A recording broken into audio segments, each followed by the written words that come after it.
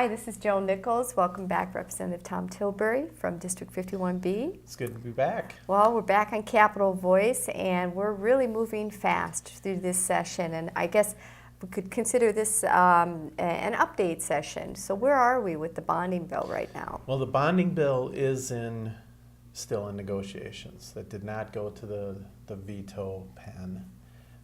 It's really kind of an interesting scenario. The governor has projects that he wants, and he wants really a low price tag. We're looking at a higher price tag because we think our debt service still is in place where it's not going to affect any of our bond approval rating or anything like that. So we're under really what we think is the best scenario. And those projects, I mean, I think that's something to consider. So it is the negotiations back and forth. I have to say that I think he's actually participating in these particular negotiations. I don't know if that was said on other things that he's done or not. So it's sitting there with our the House chair of that would be Alice Hausman. She's working on that. So I haven't got any particular update to see if there's any proposals or anything that is coming out of that at this point. So we're waiting to hear more. Yes, but the longer we wait, the less jobs that are going to be really created. The whole idea was to get this bonding bill out as fast as possible, because then we could be getting into the shovel-ready jobs right away, right in the spring time and also into the summer months. So the sooner we could get these jobs going, the better off we would be. Now, the good thing is the forecast is coming out today. Well, yes. Whether or not that's good or not, we're have hopeful to determine. But at least if we look at what Deed was talking about, they had come down 1/10 in jobs. The unemployment rate went from what, 7.4 to 7.3, wasn't yes. it? 7.3. Yep.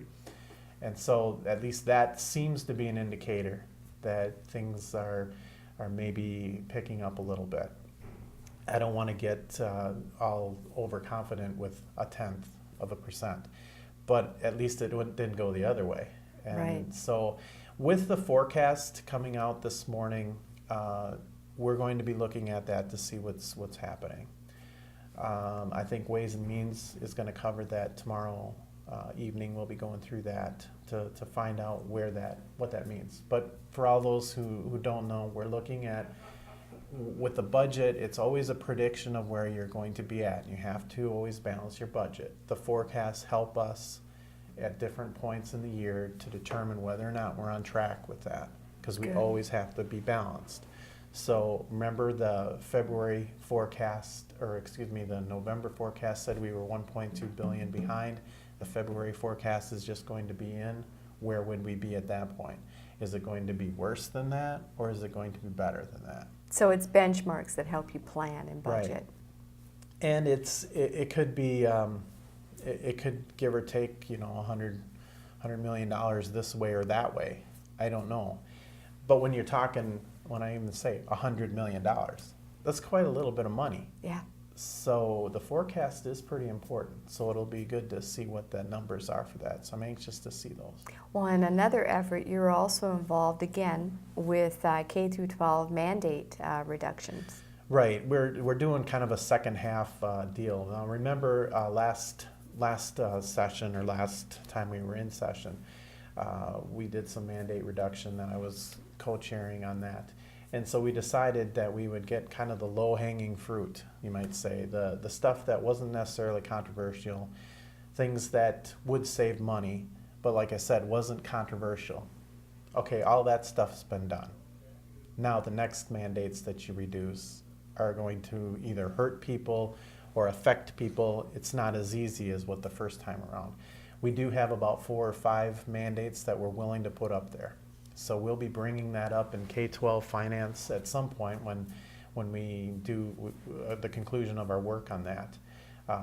Now, if I had some quick numbers on it, on how much that should save districts, I will get that to you when I know. We're still working those numbers out to determine, but it should even be more than last time. Well, I'm sure everyone will be looking forward to more information. In a couple of weeks, we'll be back with Representative Tom Tillberry on Capitol Voice. Thank you. You bet. It's good to be back.